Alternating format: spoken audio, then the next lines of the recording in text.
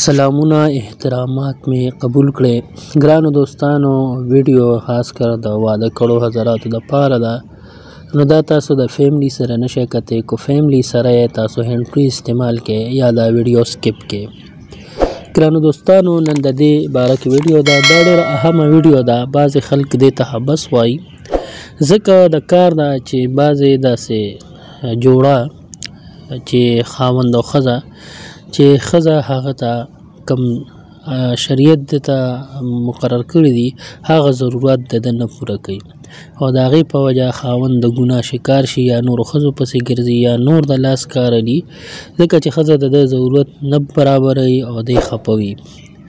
نو د دې ګناه نه بچ کېدو دپاره یو اسان حل دی. هغه تاسو ته ویمه چې کومه زنانه چې د هغې خواهشات نه وي، خواهشات یې نه پیدا کېږي، هغې ته به تاسو والی سنګاړه به ښه پوډر کې پکې به لږه غونته کې چیني واچوئ چې خوږه شي.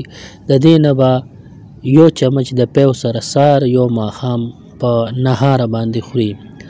دې سره د زنانه هارمون لیول هم برابر شي او د دې خواهشات هم برابر شي او د خاوند ضرورت دی خو په خوشحالۍ باندې ادا کوي. امید دی چې ویډیو به خوښه شوي. که ویډیو خوښه شوي لایک کړئ، چینل سبسکرایب کړئ. موږ ته اجازت راکړئ. د لوی الله په امان.